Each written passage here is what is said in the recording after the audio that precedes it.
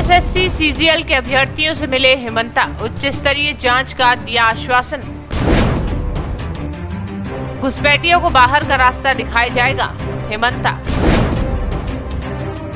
घुसपैठ पर हेमंता का हेमंत पर प्रहार, हेमंत सोरेन को नहीं पता होगा डेमोग्राफी का मतलब। जिले में 2 अक्टूबर को प्रधानमंत्री मोदी का कार्यक्रम प्रस्तावित है। इसी कार्यक्रम की तैयारियों का जायजा लेने के लिए असम के मुख्यमंत्री हेमंता बिस्वा शर्मा गांधी मैदान पहुंचे, जहां उन्होंने पंडाल समेत अन्य मुद्दों को लेकर हजारीबाग सांसद मनीष जायसवाल और यहां के भाजपा के नेताओं से प्रेस वार्ता की। हजारीबाग में 2 अक्टूबर को परिवर्तन रैली समाप्त होगी। वहीं 3 या 4 अक्टूबर को भारतीय जनता पार्टी अपना मैनिफेस्टो जारी करेगी और इसके बाद अलग अलग विधानसभा के उम्मीदवारों की नाम की घोषणा की जाएगी। आपको बता दें कि 2019 में भी भाजपा परिवर्तन रैली निकाली थी, लेकिन उसे परिवर्तन रैली में सूबे के तत्कालीन मुख्यमंत्री रघुवर दास की हार हुई थी। ऐसे में वर्तमान हेमंत सरकार भाजपा पर चुटकी ले रही है। इस सवाल पर उन्होंने कहा कि हेमंत सोरेन बहुत भविष्य देखते हैं, उन्हें वर्तमान और भविष्य देखने की जरूरत है। हेमंता बिस्वा शर्मा ने एक बार फिर डेमोग्राफी चेंज को लेकर बड़ा बयान दिया है। उनका कहना है कि जो भी भारत के नागरिक नहीं है, उन्हें बाहर का रास्ता दिखाया जाएगा। इसे लेकर एक फॉर्मूला भी तय किया जाएगा। अगर हेमंत सोरेन बाहरी लोगों को बाहर का रास्ता दिखाते हैं तो भाजपा इस पर बयान देना भी छोड़ देगी। वहीं सीएम हेमंत सोरेन पर निशाना साधते हुए कहा कि उन्हें डेमोग्राफी का अर्थ ही नहीं पता है। इस कारण वे ये स्वीकार नहीं कर रहे हैं कि झारखंड में आदिवासियों की संख्या में कमी हुई है और दूसरे देश से राज्य में प्रवेश कर रहे हैं। वहीं असम के बारे में उन्होंने कहा कि वो एनआरसी का काम पूरा हो चुका है। 14 लाख लोगों को चिन्हित किया गया। उनका कहना है कि सुप्रीम कोर्ट से प्रार्थना की गई थी और फिर से एनआरसी करने की इजाजत दिया जाए तो ये आंकड़ा भी बढ़ सकता है। उन्होंने झारखंड के परिप्रेक्ष्य में कहा कि यहाँ जो भी आदिवासी और मूलवासी हैं, उनका एनआरसी चेक करने की आवश्यकता नहीं है, क्योंकि वे लोग यहाँ रह रहे हैं। वहीं हजारीबाग में जेएसएससी सीजीएल परीक्षा से जुड़े अभ्यर्थियों ने हेमंता बिस्वा शर्मा से मुलाकात की। उन्होंने कहा कि इस परीक्षा में भारी धांधली हुई है, ऐसे में ये परीक्षा रद्द होनी चाहिए। वहीं हेमंता ने सभी को आश्वासन दिया कि इसे लेकर पार्टी गंभीर है। बहुत जल्द ही राज्यपाल से मुलाकात की जाएगी ताकि परीक्षा परिणाम पर रोक लगाई जा सके। उन्होंने मुख्यमंत्री हेमंत सोरेन से मांग भी की है कि जल्द से जल्द इस पूरी परीक्षा की उच्च स्तरीय जांच कराई जाए। सभी की बातों को सुन के इसका कोई फैसला लिया जाएगा। लगातार आप लोग डेमोग्राफिक चेंज को लेकर बातें कर रहे हैं, तो जो कागज नहीं दिखाएंगे क्या वो बांग्लादेश जाएंगे? चुनावी मुद्दा होगा। देखिए, एनआरसी होगा, जिसका नाम एनआरसी में नहीं आएगा उनको हम लोग बांग्लादेश तक धक्का मार मार के हमको भगाना पड़ेगा। यही हमारा नीति होगा। पहले सब लोगों को एनआरसी बनने का समय सब लोगों को अपना पक्ष रखने का सुविधा मिलेगा।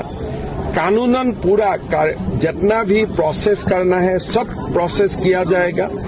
अंत में अगर आप अपने आप को प्रूव नहीं कर सकते हो कि मैं भारत का नागरिक हूं, तब आपको कानून का रास्ता से ही हम धक्का मार मार के बांग्लादेश भेज दो। असम में कितना सफल रहा? पहला असम में देखिए, असम में हमारा एक प्रोसेस कंप्लीट हो चुका है।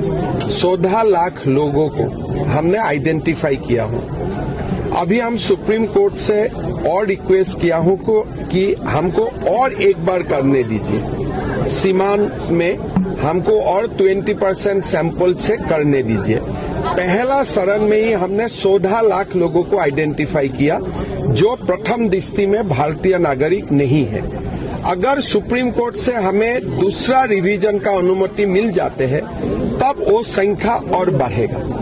अभी तक जो संख्या हुआ है पहला चरण का एनआरसी से, ये लगभग 14 लाख और 15 लाख का बीच में है। एक बड़ा इंपॉर्टेंट सवाल है सर इसमें, जैसे आप डेमोग्राफिक चेंज की बात कर रहे हैं, यानी बांग्लादेश रोहिंग्या के लोग यहाँ पर हैं, आदिवासी संख्या घट रही है, तो जो बांग्लादेशी हैं जो वोटर लिस्ट में है उनको कैसे रोकेंगे? देखिए, वोटर लिस्ट में कब से है? आप वोटर लिस्ट में 2026 में है, 2021 में है, उसका पहले आपका नाम कहाँ था? अगर आप भारत का नागरिक है, आपका उम्र 40 साल है, 2026 में आपका नाम झारखंड में है, 2021 में आपका नाम झारखंड में है, इसका पहले नाम कहाँ थे? वही पूरा खेल है। हम लोग 2001 से वोटर लिस्ट का जांच करूंगा, भाई ये बंदा का यहाँ नाम नहीं था, से में नाम है, से में नहीं था सोधा में है, सोधा में नहीं था 21 में है। पहले आप कहाँ था? अगर वो बता देते हैं कि पहले मेरा नाम बिहार में था, पहला मेरा नाम बंगाल में था, पहले मेरा नाम असम में था, मेरा नाम दिल्ली में था, तब ठीक है, कोई आपत्ति नहीं। लेकिन अगर दिखा नहीं सकता है कि पहले हमारा नाम कहाँ है, तब तो प्रथम दृष्टि में आपका ऊपर संदेह जाएगा ही जाएगा। फिर आपको ट्राइब्यूनल का सामने प्रूव करना है कि भाई आप झारखंड आने का पहले आप कहाँ थे।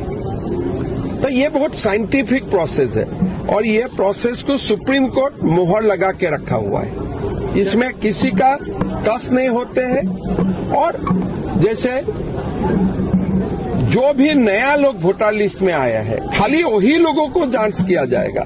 जो झारखंड का आदिवासी है, मूलवासी है, उनको जांच भी नहीं किया जाएगा। इसलिए उनका नाम तो लिस्ट में ऑलरेडी पिता माता का दिन से है, तो उनको जांच नहीं होता है। किसका जांच होता है? जिसका नाम पहला बार 18 साल में भी जो जिसका नाम पहला बार आता है उनका जांच नहीं होता है, इसलिए उनका पिता माता का नाम होगा। लेकिन जो परिवार का नाम पहला बार आया है, जैसे आप पाकोर में जाए, बहुत सारा परिवार का नाम पहला बार वोटर लिस्ट में आते हैं। जो व्यक्ति का नाम पहला बार वोटर लिस्ट में आते हैं और उनका उम्र 18 नहीं है, उनका उम्र 30 साल है, 35 साल है, 40 साल है, उनको पूछा जाता है कि आप कृपा करके बताइए कि आप पहले कहाँ थे। तो ये बड़ी साइंटिफिक प्रोसेस है और आप इतना मुझको बताइए। मैंने वो दिन पाकोर में गया था, पहले वहाँ में हिंदू विधायक होते थे, अभी हिंदू लोग कॉन्टेस्ट भी करने के लिए डरता है, आदिवासी लोग भी कॉन्टेस्ट नहीं करता है। पूछने से बोलते हैं नहीं संख्या परिवर्तन हो गया। भाई कैसे परिवर्तन हो गया? ये तो कोई तो बताना पड़ेगा ना। तो ये हाईकोर्ट जेएमएम सरकार को पूछ रहा है, जेएमएम सरकार उत्तर नहीं दे रहा है। इसका कारण सबसे ज्यादा सटीक किसका हो रहा है? आज पूरा झारखंड में 2021 का अगर समीक्षा निकालेगा जनगणना, आदिवासी का संख्या और कम होगा। तो इसीलिए जेएमएम को घुसपैठियों का समस्या से भागना नहीं चाहिए। आप घुसपैठियों का वोटों का लालच में अगर आप राजनीति करेगा, झारखंड का आदिवासी और मूलवासियों का कभी भी अच्छा नहीं होगा। हम लोग माइनॉरिटी बनते जाऊंगा। कितने लोग